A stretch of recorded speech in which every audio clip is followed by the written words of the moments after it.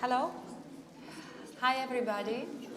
We are happy to greet all our guests, all our supporters who come here to support and to listen to the presentation of the Ukrainian project. It will be an exhibition dedicated to Ukrainian avant-garde, Ukrainian modernism tradition under the name In the Eye of the Storm, Modernism in Ukraine 1930s. Soon it will be shown all around the Europe and we hope all around the world. So the idea of this project belongs to our curators. There are three of them: Konstantin Akinsha, Kateryna Denysova, he is here, and Elena Kashuba-Volvach, who is in charge and working for the heading the department of the 19th and 20th century, the National Ukrainian Art Museum. So today we have present Kateryna. So the presentation. We all united under actually one aim to show Ukrainian culture, to talk about Ukraine on a cultural level, to show art, which historically was considered Russian, not Ukrainian, and so we have our experts and curators talking about Ukrainian artists and saying that many important things, artistic achievements, that they were made by Ukrainians. I think this is important now, not only for Ukrainians, but also for the whole world to research our history and culture and to understand why now a lot of people are dying defending this culture. It's just several kilometers from here. So I would like to represent our speakers today and the major participants of the project and the presentation today. So we have Kateryna Denysova, Kuratorin Institute of Art. She was making a thesis and defended thesis on fragmented identities between cosmopolitanism and nationalism in Ukrainian avant-garde. I haven't completed it yet. Yeah, I'm working on it. Yes. We have Andrey Adamovskiy. He's present today, Ukrainian philanthropist, collector. He has his own foundation supporting avant-garde, modernism, tradition in Ukraine, and also contemporary art. We will have today also the speeches from our third curator, Elena Kashuba-Volvach, from the Ukrainian National Art Museum of Ukraine. We will have also with us today Guillermo Solana, artistic director at the Thyssen-Bornemoisza National Museum in Madrid. So this will be the first museum hosting Ukrainian exhibition in Europe. And we will have also today Tetyana Filevska, who is the director of the Ukrainian Institute. This is the major cultural body in Ukraine right now, presenting Ukrainian culture abroad. And right now, I would like to give a word to our co-curator, Kateryna Denysova. We have a presentation, please, and she will stop on the content of the project. Yes.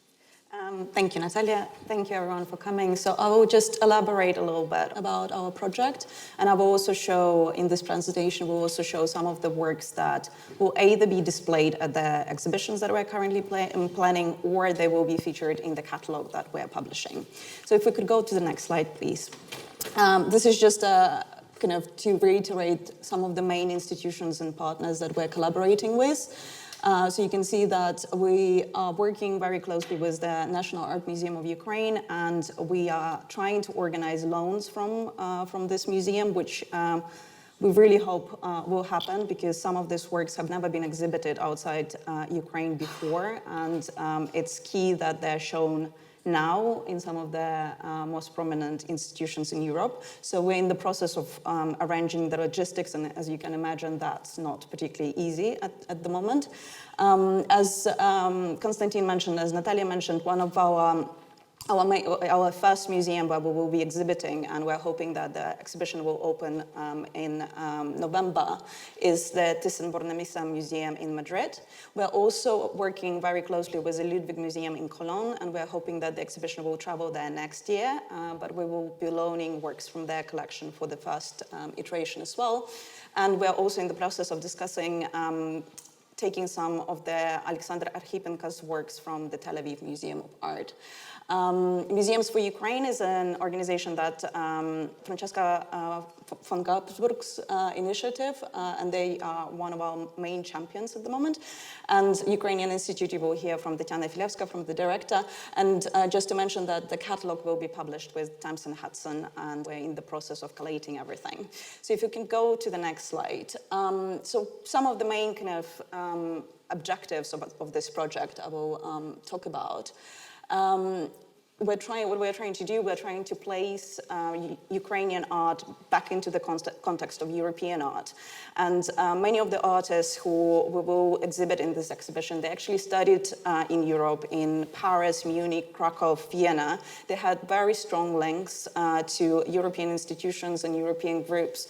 They were also kind of, even in during the Soviet Union in the late 20s, early 30s, they were exhibited in many of the prominent international exhibitions, such as Venice Biennale and the exhibition in Cologne, the press exhibition. So what we're trying to do is to restore this link that existed up until late 1930s and then was interrupted because of all the events and kind of the unfolding of the purges and Ukrainian intelligentsia being executed en masse.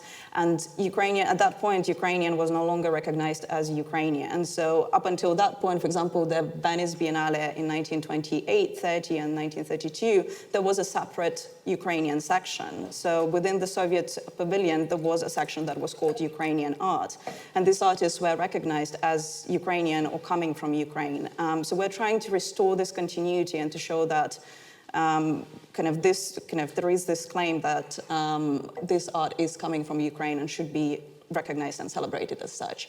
If we could go to the next slide, please. So some of the one of the things that we are also trying to do is to look at the artists who are historically known as Russian avant-garde and actually show that, no, this is a much more complex background, and they were coming from Ukraine, or they studied in Ukraine, or they exhibited in Ukraine, or they were active participants of the artistic scene in Ukraine, and this is important. We need to remember that it's not just Russian or Soviet, there were other identities, and we need to kind of recognize them and explore them and celebrate them for what they are. So some of the artists are David Burlyuk.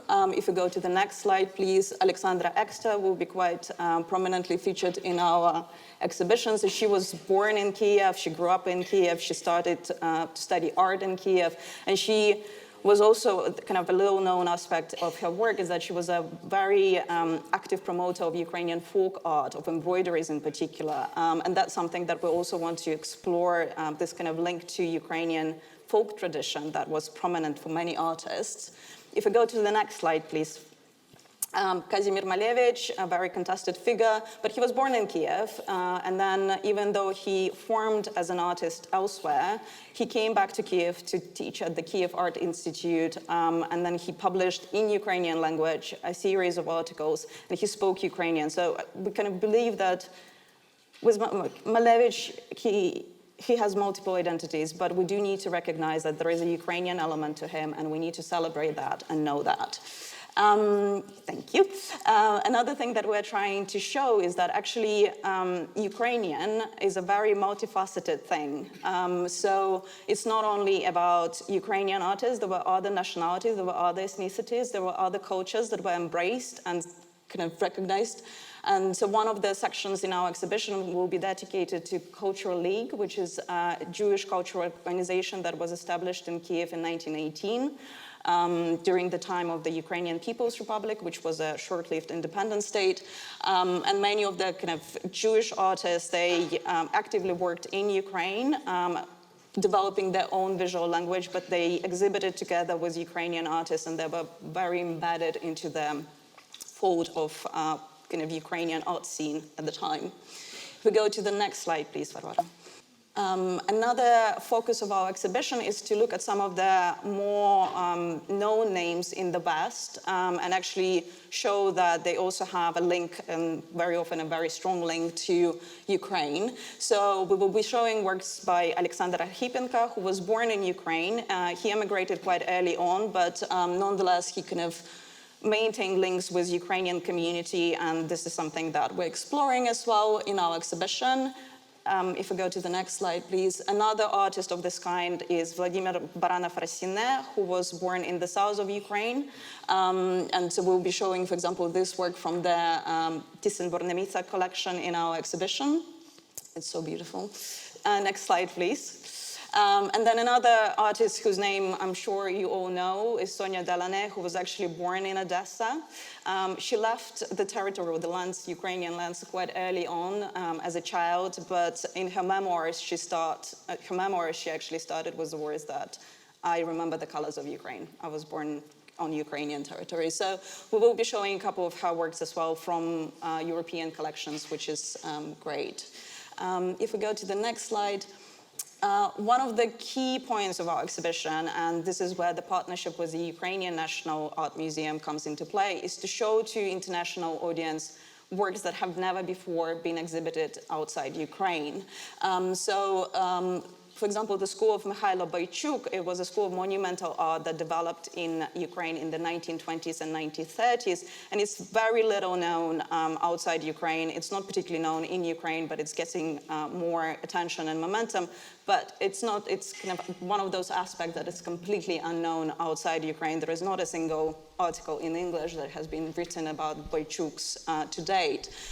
So we're hoping that we'll be able to arrange loans from Ukraine and show works such as this, for example, from Timofey Boychuk, who was younger brother of Mikhailo Boychuk and a student of his, or Manuel Shachman, who was actually a Jewish artist, but he was part of Boychuk's school. He trained under him and he worked with them on many commissions.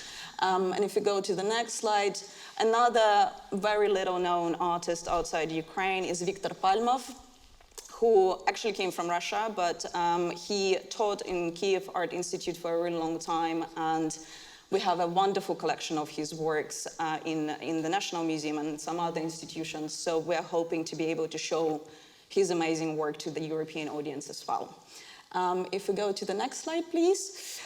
We're also loaning a lot apart from like getting works from Ukrainian museums, we're also loaning from international public institutions and also private collectors.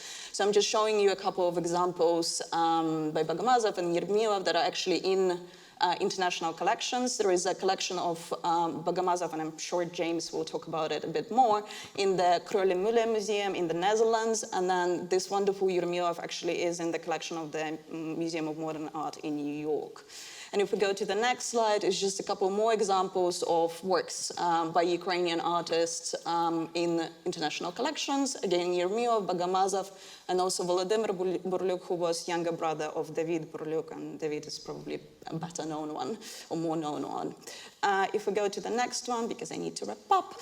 And another thing that we're trying to explore is that the variety of mediums and media that was used in Ukrainian art and the versatility of the art production in Ukraine in the early 20th century. So there will be a section, for example, dedicated to theater design that was completely revolutionary in the 1920s and 1930s. And I'm just showing you a couple of examples from the Museum of Theater, Cinema and Music in Kiev that we're also hoping to get for the exhibition, but we will definitely be including them in the catalog.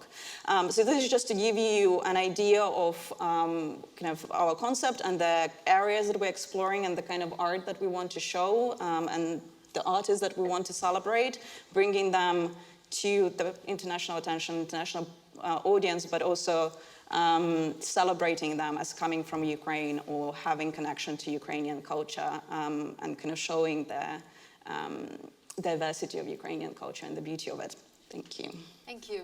Thank you. And so we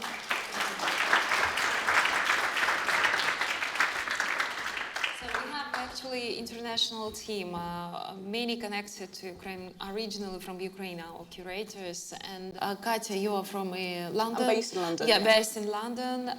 And we have also Olena Kashuba-Volvach, head of the Department of Art of early 1920th century at the National Art Museum of Ukraine.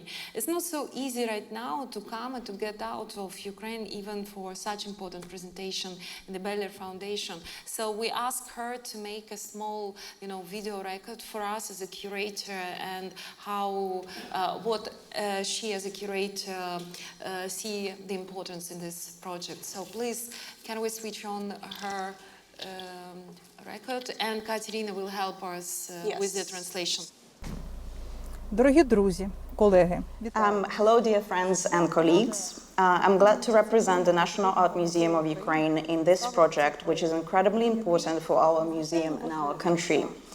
Together with the leading institutions and collectors, we aim to place Ukrainian modern art within the European context. Our project will introduce new names to the international public and display a multitude of artistic narratives produced in Kiev, Kharkiv and Odessa in the beginning of the 20th century.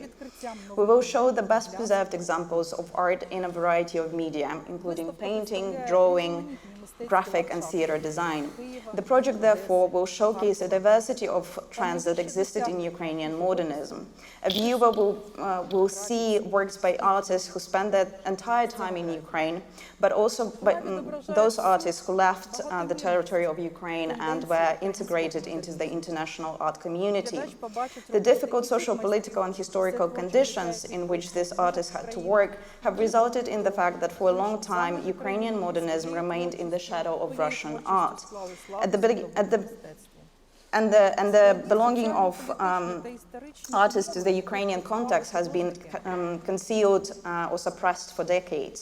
While preparing for this exhibition, I noticed that many works by Ukrainian artists deal with the topic of war in one way or another, which again was conditioned by the historical circumstances of the 20th century, when Ukrainians had to face the challenges of World War I, revolution, the Ukrainian War of Independence, Spain, the Red Terror, and then the Second World War. But we hope that the colors, lines, and images in the works of Ukrainian artists will become an exciting journey for the international audience into the world of Ukrainian culture. Thank you. Might have Thank done you. it a bit quicker. She is not with us right now, but again, we all grateful, the organizers and the curators of the project, for the involvement of the biggest Ukrainian and international art institution with the biggest collections, having Ukrainian art in their collections and participating in the project. And now we move forward, because actually we come to the artistic director of the National Museum in Madrid, Thyssen-Bornemoisza, and we would like right now to hear to Guillermo Solana. He is involved in the project, and this will be the first museum hosting this exhibition. Exactly, yes. My name is Guillermo Solana. I'm the artistic director of the Thyssen-Bornemoisza National Museum in Madrid, Spain.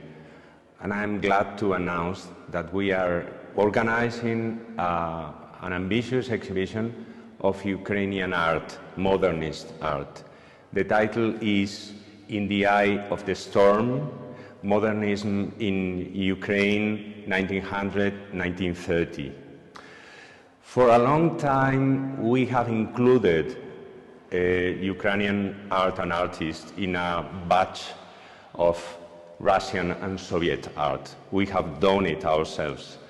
Now we are rediscovering the specific character and identity of these Ukrainian avant-garde artists, and we want to make a tribute to them in this way, organizing this show with the partnership of Ukrainian museums, which is very important, and Western museums and collectors as well. The exhibition will take place in mid-November of this very year, this fall, and will include about 70 works of art, including some of the big names of Ukrainian avant-garde art, like Bogomazov, Exter, the Bourliuk brothers, this Baron of Rosinet, and many other not so well-known works. This is a way in which we want to show our solidarity, active solidarity, with the fierce resistance of the Ukrainian people against the Russian invader. Thank you. Thank you.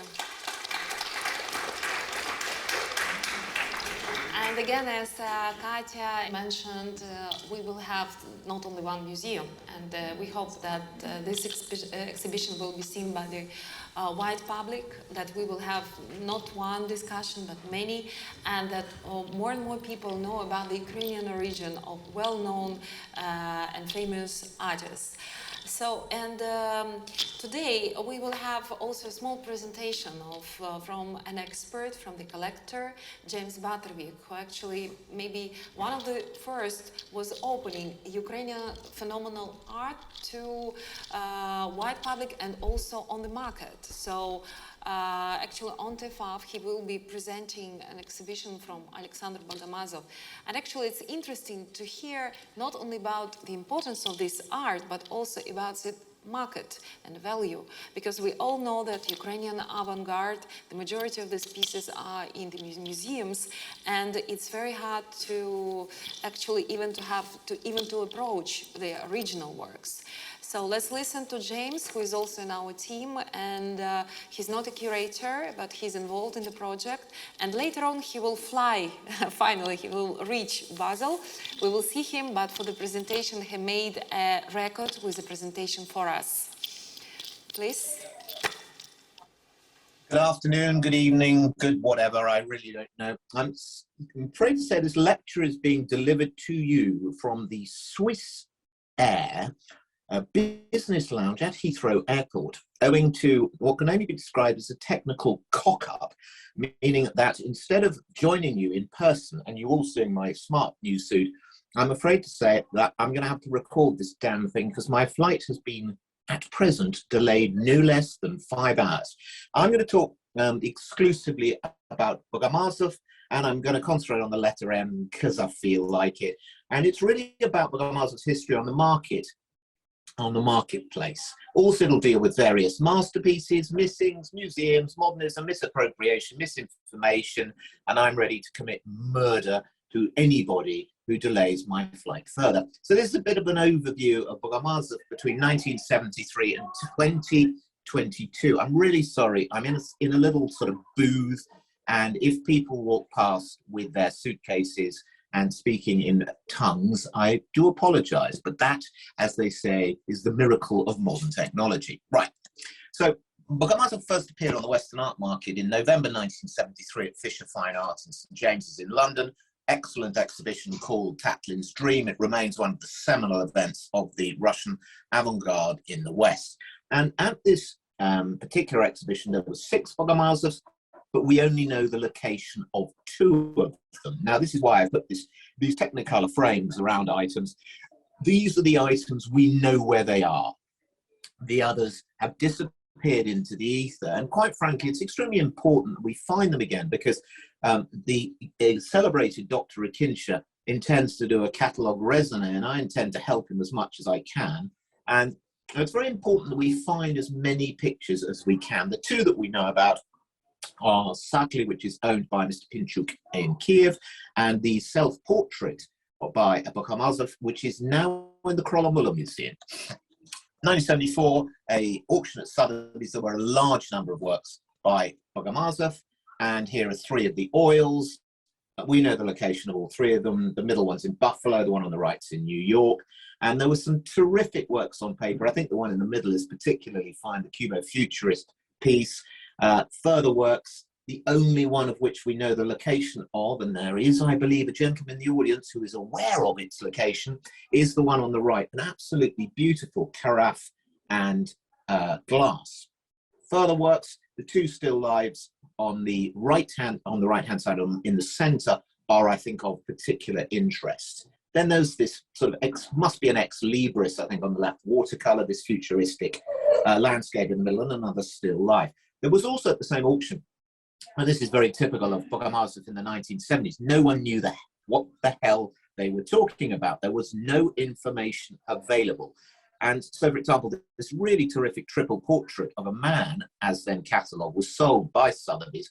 But in reality, of course, it's Sergei Rudich, who was Bogomazov's brother-in-law. Same thing here with this magnificent drawing at the 1974 Sotheby's auction. It says workmen sawing wood. Well, we all know now that it's a study, a finished study, what's more, for Bogomazov's great triptych. This is the central section. This is a study. I'd give my eye teeth, or I'd give a ticket to Zurich to actually be able to acquire this thing. 1978 Park Burnett, New York. I'm just merely showing that there was a little bit of an upswell of interest in Bogomazov in America as well. First time 1979 Park Burnett, there were also some mention of price. So 450, 500, 400. It's starting to sell. Things are happening. Of course, these prices are laughable now. Sotheby's 1992, very good oils. The one on the left is in America. The owners are in contact with me, and the one on the right is a bit of a curate's egg, which would require, the phrase the curate's egg would require a separate lecture to actually explain what it is. Anyway, the reason for that is that this kind of misinformation is, it's in a sense quite entertaining, but it's also quite important that we start to actually deeply research this artist so there isn't misinformation, because this picture was first shown in 1966 at the Kiev Writers' Union, a seminal event, because it was the first time that Bogomazov had been exhibited publicly since 1930, and it was correctly catalogued then as being Sakli.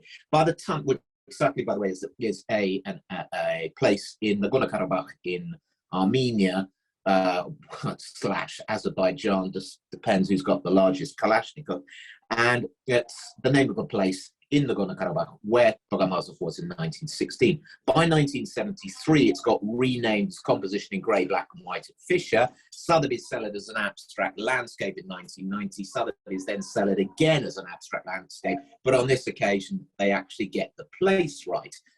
Prices, this is quite interesting. 1990, this picture went for £33,000 at Sotheby's. Lempertz in Germany then sold it for 86,000 euros in 2003. By 2005, that price has absolutely skyrocketed to 1.1 million euros, which remains a world record at auction for this artist. The world record price privately, I will tell you a little later in this quite fascinating talk. Now, here is further two M's, the splendidly eccentric Martin Muller, who is the sole director of Modernism, who has been instrumental in the propagation of Bogomazov over the years. Now, Martin actually put on the first serious personal exhibition of Bogomazov in his gallery in San Francisco in 1983. It remains an incredibly important event, and Martin has probably done more than any other dealer in promoting Bogomazov on the world stage. Now, here are some of the examples of works that Martin has sold over the years. Beautiful, what appears to be a Caucasus landscape on the left, the sort of slightly fantastic landscape on the right. This tremendous Caucasus landscape. Again, with this, I love the little couple, top left of the drawing, walking up the hill. It's so sort of esoteric and beautiful. Then this extraordinary thing, which was named Wedding Scene. God knows why it's a wedding scene, because the husband and wife appear to be doing different things, which is not what is supposed to happen on your wedding day. And terrific rareness piece from 1914. We showed this at TIFA in 2016. Then this, here comes the misinformation bit. So when Martin acquired this picture, he really didn't know what it was. And so it was called In the Village as being circa 1910. But of course, we now know the reality is that it's catafalque. It's the putting of a body in a coffin. And it was kind of a reaction to the death of Bogomazov's very much loved father-in-law, Witold. And you can actually date it exactly as 1920. In fact, this picture sold at auction last year. Further misinformation, this tremendous Cubo-Futurist drawing, everything's called Cubo-Futurist composition in Bogomazov if they don't know what it's called. And it's faintly bizarre that they couldn't read the Russian writing at the bottom right. Sorry, I said the word Russian. The Russian writing at the bottom right of the piece of paper, which tells you that the picture is actually called Spring in the Caucasus.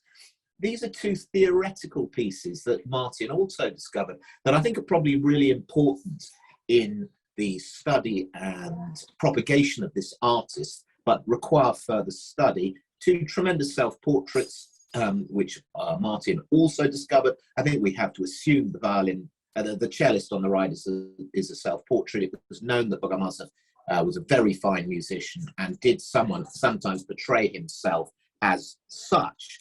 Now, M for masterpiece. In this case, Megaruni masterpiece. This Cubo-Futurist composition from 1914 to 1915 is another of Martin's discoveries, and I am bleating from every orifice to try and get him to find it so that we can start showing it in public places. It's a masterpiece.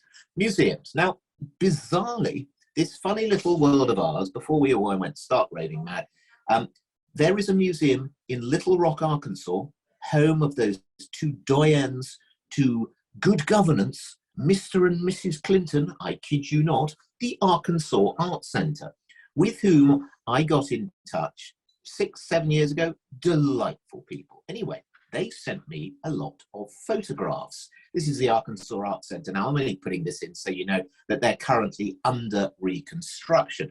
Now, they sent me a large number of photographs, and by Bogomazov. They knew they were by Bogomazov, but they didn't know very much about them. And yours truly jumped on a plane, and you'll be surprised to hear there are no direct flights. God, I do hate talking about flights. There are no flights direct to Little Rock, Arkansas, so you fly to Atlanta and then you fly on. But in the collection, there were these three lovely portraits of Wanda. Now, the one in the middle is actually quite interesting because in the Museum of Ukrainian Art personal exhibition of Bogomazov in 2019, that picture is illustrated as being whereabouts unknown. Well, actually, we know where it is. It's in downtown Arkansas, which is, again, it's kind of one of the facts that we need to bear in mind, the need for the sharing of information. We need as much information as we possibly can to propagate this art. There were two oils, both in 1912 and 1914, further drawings, and this tremendous self-portrait, which I think is probably quite late, maybe 26, 27. It shows a very contented man, which is surprising, seeing as he had tuberculosis. And he's also not wearing his normal pince-nez, he's wearing glasses, but it's such a touching, beautifully executed drawing. Now, when I went to Arkansas, I was shown all these figure studies. This is how they were catalogued to me. This is how they were told. First of all, Bogomazov, God rot, they catalogued him as Russian. He's not Russian. Anyway, I was shown these four drawings as being figure studies. Now, the reason that I've kept in the bequest of Andrey Simon is to continue on the M theme. Andrey Simon was actually murdered in a drive-by. Sounds absurd, but he was. And Andrey Simon, who was a chef, had a very distinguished collection of 15 works by Bogomazov, all of which he bequeathed to the museum. Now, we all know that these four drawings are actually figures from the seminal work of Sawyer's triptych from 1926 to 1929. So we know what they are. They're all studies for this important triptych. Missing in Moscow. Further pictures by Bogomazov. We don't know where all of these are. In fact, most of them, we still don't know where they are. For example, the portrait of Burlyuk on the left, we know where it is. It's a magnificent, important drawing from 1913. On the right is this fantastic, it's like sort of Archimboldo self-portrait from 1916. And it's one of those really sad stories that I sold this in 1996 to the wife, a particularly revolting wife, I have to say, in a public place, a particularly revolting wife of an oligarch. And when I contacted her 2 or 3 years ago, and I said, look, have you still got this? Because it's an incredibly important piece and we want to research it, we want to do more work on it.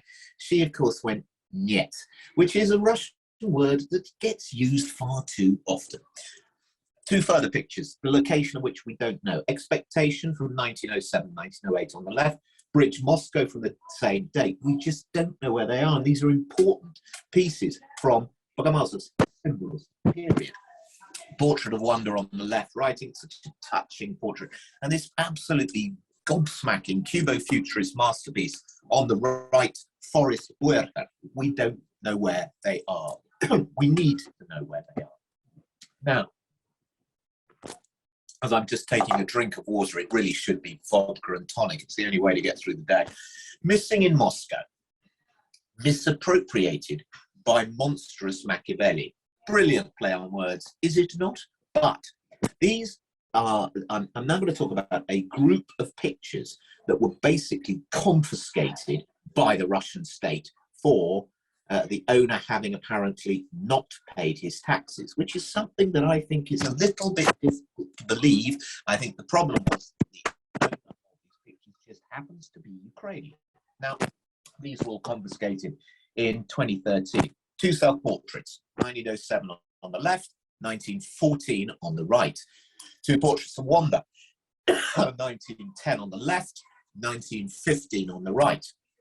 Magnificent female portrait on the left, but it's a double-sided canvas. As I'm sure a lot of you know, canvases were in incredibly short supply in the fun-packed Soviet Union, so they tended to paint on both sides of the canvas. Left-hand side is female portrait, right-hand side is Sawdust Carriers, a Girl with a Hope from 1914, and now we're getting into the mega masterpieces. Haymarket from 1914. These are big, big pictures, a meter by 95. It's an important masterpiece.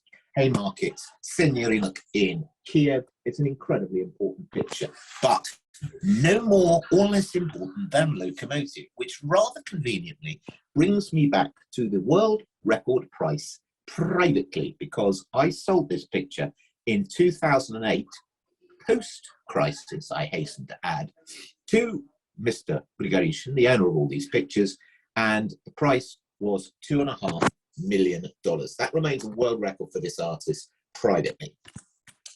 Among the pictures expropriated, misappropriated, call it what you will, of course, is Electrical Fitter from 1915, and worst of all and saddest of all, this is Bogomolzov's, in my opinion, greatest masterpiece, Armenian Woman from 1916.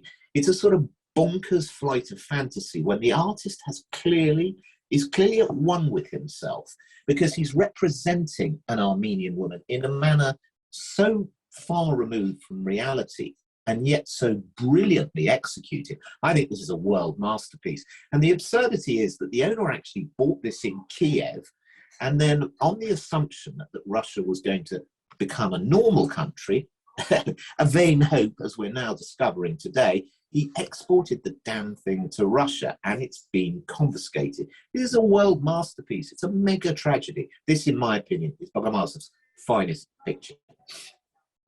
However, something rather odd happened 6 days before Mr. Putin decided to move his drinks cabinet closer to Kiev, was that up at Art Investment, there was an auction of this very, very small portrait of Wanda, Bogomolzov's wife, which came up for sale. It was sold for 52,000 euros hammer, but why on earth did a confiscated picture, appear at auction? And if relations were normal with Russia, I would now be out there knocking on every single blinking door I could to find out if this picture has been sold, where are the other pictures? Now, I'm going to draw your attention as I draw to a close this riveting speech to two earth-shattering events.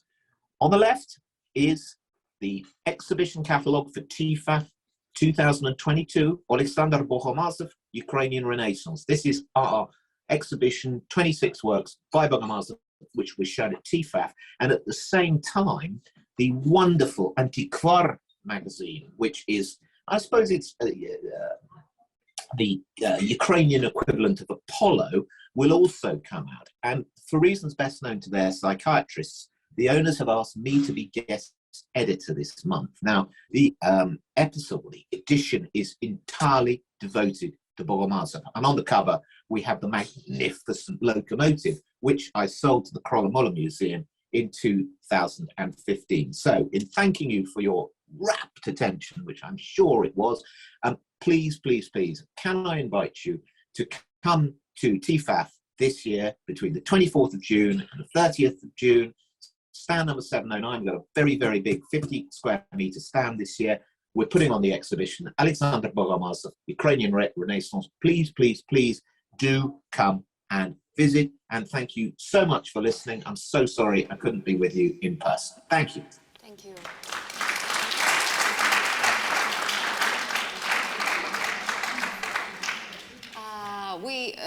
Thank you, James, very much. And now we have today the participant, the speaker.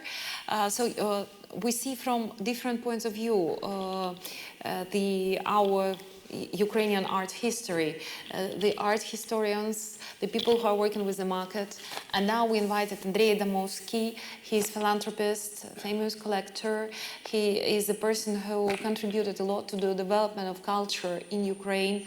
And he became one of the co-organizer, initiator of the foundation, which is right now is one of the supporters of the exhibition and also this presentation. So Art for Victory, it's, we believe, and all the participants of the foundation believe, that art plays a very important role in Ukrainian victory over the Russian invasion.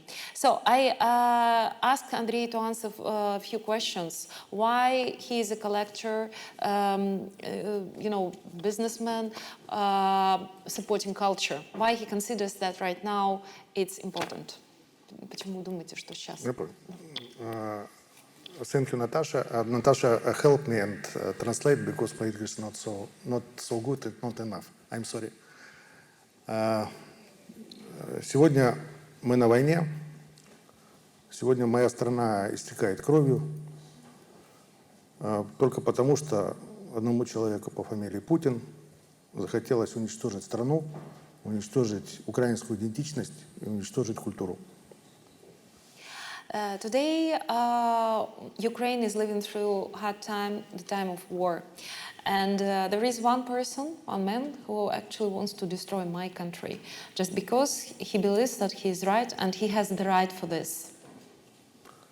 Мне, как бизнесмену, очень важно участвовать в борьбе за сохранение культурного наследия и развития украинской современной культуры. Поэтому мы создали открытую платформу, благотворительный фонд, зарегистрировали его в Европе.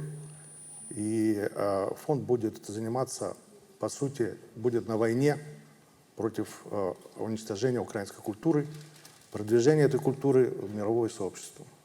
And I believe that what we, I will not be translated word by word, but I believe that what we are doing is very important because we are fighting on another front. It's a cultural border. It's a cultural, fight. We believe that what we are doing by supporting culture, Ukrainian art, is very important. This is why I support this foundation. I want to help realization of many cultural projects to help Ukraine to show and Ukrainian artists to show our cultural assets, our talents and our creative achievements. And we believe that this fund will be doing a lot of important projects. So we are in the process of realizing some of them. Правильно сказала Наташа уже, забегая, что у нас впереди много проектов, которые мы будем реализовывать. Очень символично то, что мы начинаем с поддержки прекрасного проекта по украинскому авангарду, музейного проекта, потому что сегодня Украина в авангарде борьбы с абсолютным злом, в авангарде борьбы за свободу и демократию. Поэтому символично начинать с украинского авангарда. Авангард – это направление революционное в искусстве. Поэтому я уж не говорю о том, что авангард – родина авангарда – это Украина. Поэтому очень символично начинать поддержать украинский авангард. Спасибо. And as I mentioned, that we are planning projects, art projects, and I believe that, and we start from avant-garde, you know, that historically it plays an important role in development of the whole Ukrainian art history, cultural history. Avant-garde is well known around the world, and so we want to emphasize that actually the origin in many cases and for many art and many artists was from Ukraine, and Ukraine played a very important role in this well-known phenomena. So we believe that we will win, that Art for Victory is very important initiative, and I will be supporting and helping these initiatives. And actually from my side, as the participant of this foundation, I would like to add that we invite, you know, people and supporters who want to join us. Because right now you can see the people participating in the foundation. There are businessmen and there are also curators. We have Dresden Gallery, Girified, we have Maria Serlis, we have Konstantin Akinsha, we have Peter Pudil, we have Andrey Adamovskiy.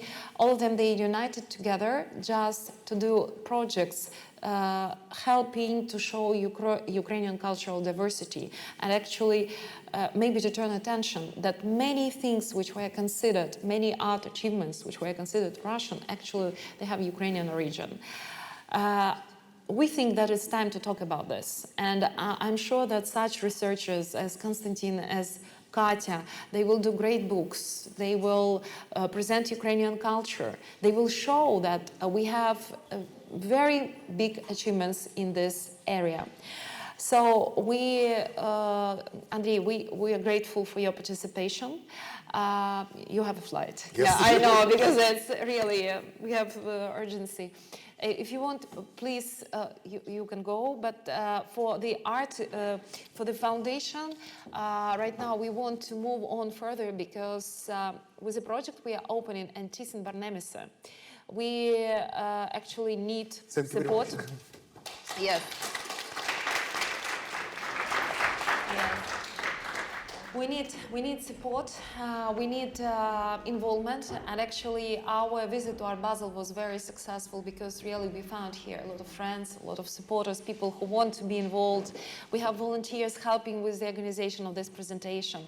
So as Kateryna mentioned, there will be a catalog. I would like to small presentation dedicated to this exhibition. And you know, the publication is maybe not less important than the exhibition itself, as this book will be seen all around the world. It will be in the bookshops, in the art shops. And so this will be the source of the history. As you've seen from James' presentation, there are many fakes. People don't know. It still needs to be a lot of research being done to understand it, to discover this art. So to the exhibition, which is realized with the help of the museum institutions, with our curators, we are going to issue the catalog. And Kateryna will stop about this publication. And actually, if somebody present here wants to join, to participate in our projects, to know more about the foundation, we're here, and we would be happy to unite, you know, all cultural activists to join us and to show Ukraine to the whole world. Kateryna, please. Thank you so much, Natalia. In the interest of time, I'll be very brief. If we could go to the next slide, we'll just explain the concept a little bit, but basically, the catalog includes 17 essays that are written by art historians who specialize in different aspects of Ukrainian modern and avant-garde art. Most of them are art historians from Ukraine, based in Ukraine, who still remain in Ukraine. So they are contributing from a country at war. Another very important element is not only that we give the platform for the voices from Ukraine, art historians from Ukraine, but we also show illustrations from some of the major museums in Ukraine of the works that we might not be able to loan for the exhibition, but we still want to showcase them, and from some smaller museums that are maybe lesser known than, for example, the National Art Museum of Ukraine. So we will have illustrations from Odessa Museum, for example, Fine Art. And it's very important that we once again use this catalog as a platform to promote Ukrainian institutions, Ukrainian voices, and Ukrainian art. So there will be around 180 color illustrations in the catalogs, which should be a joy to look at. Yeah, so we're inviting everyone who has interest to talk to us about how you can get involved. Our time frame is extremely short. Konstantin and I are working tirelessly on this publication right now, so we're due to submit everything to the publishers at the end of this month, and then hopefully the catalog will be printed and distributed by the time we open our first show in Madrid. Okay, can you show? Yeah, so this is just some of the examples again of the works that will be featured. These two works are in the National Art Museum of Ukraine. And then this theater designs by Exta are in the Museum of Theater, Music and Cinema of Ukraine. And this wonderful Krychevsky is also from the collection of the National Art Museum of Ukraine. And we invite partners to join. And actually, can you turn the next slide? Yes. Here present a lot of our partners, supporters, guests, and we are very grateful to people who are here, who supported us, and they already made a contribution to this project. First, Foundation Beller, very grateful that we are here, that we can talk, communicate, and deliver our project and present it. Art for Victory, we presented it. Thyssen-Bornemoisza Museum, National Museum of Art, and of course our partners and friends who based internationally, but they remain friends, Ukrainian friends, and warm supporters. I would like to, our big gratitude to Natalia Foundation. She's present here, and the Natalia Foundation is doing a lot, supporting art, being involved in the project. She came personally to support us and to participate in this presentation, and she's with us, and we are very grateful. Thank you. We have a strong and precious project and unbelievable, Ukrainians being all around the world, we unite, and it's not only about art, but as you know, Ukrainian avant-garde, then it was realized in many design achievements in different things, starting from jewelry, from home design, everything. And strong and precious, it's about Ukrainian jewelry, Ukrainian design and talents, again united together, being presented by this project. And Olga Aleksenko, he's here presenting this project and supporting the tradition and the project here. Thank you, Olga. We have here Artelia Consultancy, Lilia Tipes, she's a supporter. She's ambassador of Ukraine in Europe, in France. She's with us. She's our partner. She's here. Thank you, all of you. And the last, but not the last, maybe the major important thing, we believe that what we are doing, and that all people, and I know that a lot of Ukrainians, and right now some people who are refugees in Switzerland, they also present at this presentation, which is very important.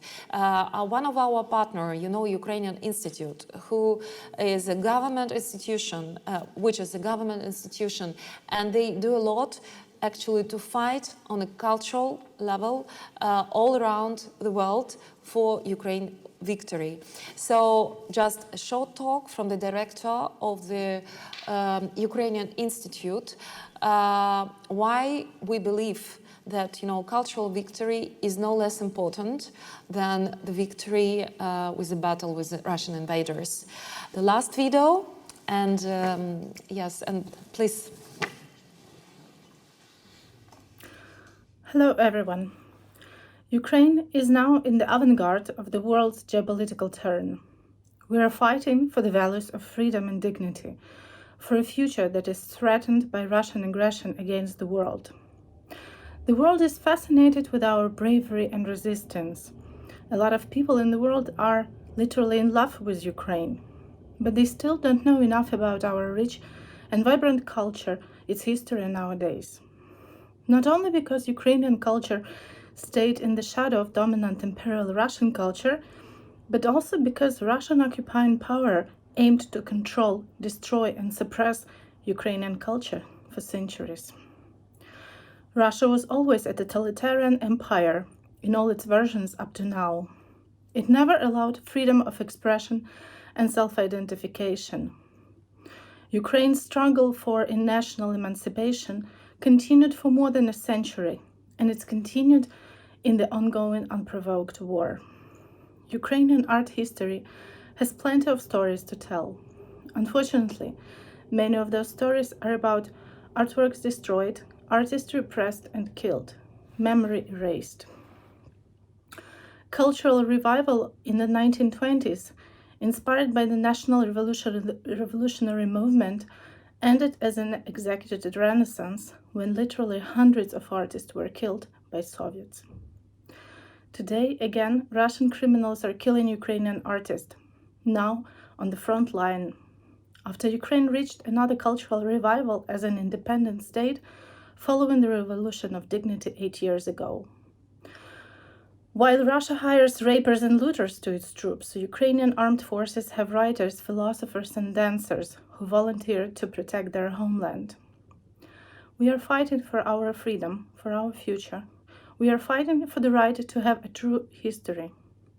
Like the avant-garde creators 100 ago, we do believe that artists have to govern society and be responsible for its values. Unlike so-called Russian liberal intellectuals, Ukrainian cultural community was and is doing their job in all senses. The exhibition In the Eye of the Storm, Modernism in Ukraine unveils our art of the first decades of 20th century to international audiences. It gives understanding of the roots and foundations of our modern and contemporary culture. It inspires with brave senses and vivid forms. It explains how much Ukrainian artists influenced international art in 20th century and how much it has to share with the world. Ukrainian Institute is honored to support the project and together with other partners develop a diverse public program that will include multidisciplinary events and a wider discussion. And I'm looking forward to start this fascinating dialogue. Thank you.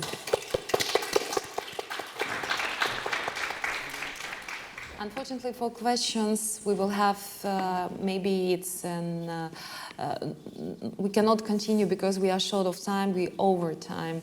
But if you have any questions, if you have any ideas, we are here, we will stay in Baylor for some time. Please, you can come to me, to our curator's talk, and we will be happy to talk and discuss. Thank you.